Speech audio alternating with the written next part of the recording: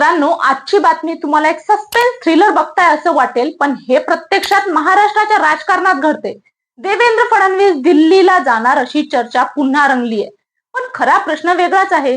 फडणवीस गेले तर मुख्यमंत्री कोण होणार? एकनाथ शिंदे होणार का की भाजपचाच कुणी नवा चेहरा? या व्हिडिओच्या शेवटी तुम्हाला 3 शक्यता कळणार आहे आणि तुम्हीच ठरवायचं त्यातली सगळ्यात जास्त शक्य होणारी गोष्ट कोणती. नमस्कार, मी सपना. स्वागत आहे तुमचं बातमी या चॅनल मध्ये. चॅनलला सबस्क्राईब नसेल केलेलं तर नक्की करून घ्या. तर मित्रांनो, फडणवीसांचा अलीकडचा दिल्ली दौरा साधा नव्हता. वारंवार त्यांनी सांगितलं की ते मुंबईतच राहणार, पण याच दौऱ्यात रायगड आणि नाशिकच्या पालकमंत्री पदाचा तिढाही सुटला. म्हणजे पडद्यामागे बरंच काही ठरलं होतं. परतल्यानंतर बैठकांचा धडाका लागला. महायुतीची समन्वय बैठक, महामंडळ नियुक्त्या, विधान परिषदेच्या रिक्त जागा, सगळे निर्णय फुल स्पीड मध्ये घेतले जाऊ लागले. पण खरी बातमी वेगळीच होती. भाजपच्या केंद्रीय संसदीय मंडळात फडणवीसांची नियुक्ती होऊ शकते अशी चर्चा रंगली. आणि इथेच तो खरा गेम आहे. या मंडळाकडे कोणत्या राज्यात कुणाला मुख्यमंत्री करायचं हे ठरवण्याचा अधिकार असतो आणि विद्यमान मुख्यमंत्र्याला या मंडळात स्थान न देण्याचा अलिखित नियम आहे. मग फडणवीसांचं नाव आलं म्हणजे नेमकं काय समजायचं? कमेंट मध्ये सांगा की फडणवीसांनी दिल्लीत जाण्याची तयारी दाखवली असं तुम्हाला वाटतं का? तर मित्रांनो, आतापर्यंत या प्रश्नाचं उत्तर ठाम नकारार्थीच आलंय. कारण महाराष्ट्रातलं भाजपचं संपूर्ण संघटन फडणवीसांभोवती उभं आहे. त्यामुळे चर्चेत आलेला तोडगा असा, फडणवीसांनी दिल्लीत जाऊनही राज्यातल्या सत्तेवर आणि पक्षाच्या निर्णयावर आपली पकड ठाम ठेवणं.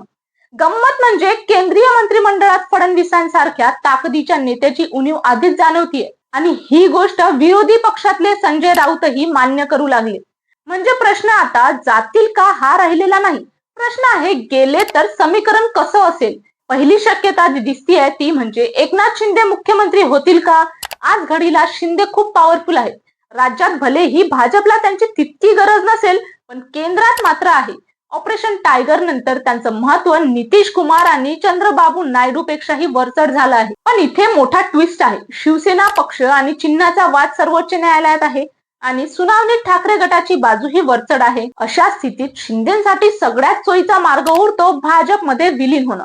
जरा विचार करा, तुम्ही शिंदे असतात तर चिन्ह गमावण्याच्या भीतीने भाजपमध्ये विलीन व्हाल की स्वतंत्र लढाई सुरू ठेवाल?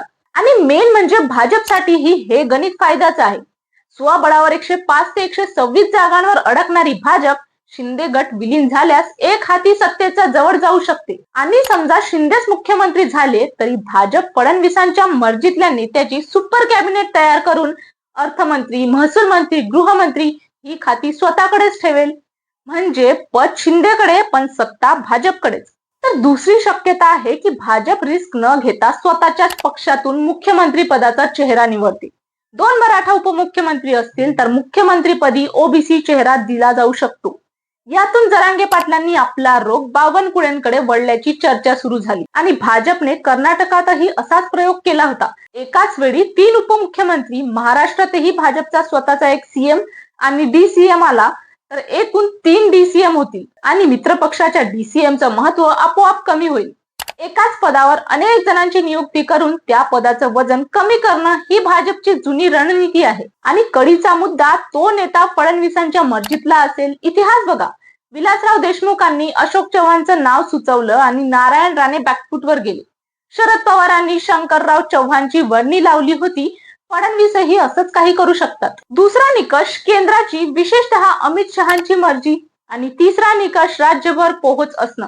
हा तितकासा महत्वाचा राहणार नाही, पण शिंदे ही मुख्यमंत्री होण्याआधी फक्त ठाण्यापुरते मर्यादित होते. खुर्चीवर बसलं की सामान्य नेताही मोठा होतो. कमेंट मध्ये सांगा की फडणवीसांच्या मर्जीतला कोणता नेता या शर्यतीत पुढे जाऊ शकतो. आणि ही चर्चा फडणवीसांना अस्थिर करण्यासाठी चालवली जाते की खरंच मोठा भूकंप येणार आहे?